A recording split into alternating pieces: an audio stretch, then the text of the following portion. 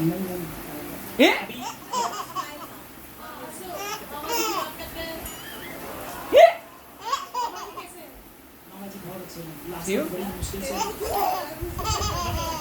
क्यों?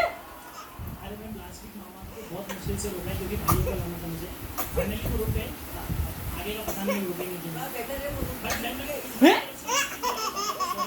परेशान रहते थोड़ा बच्चे से बट थोड़ा झेल लेने के लिए अच्छा आपके लिए मैं झेल लूंगी।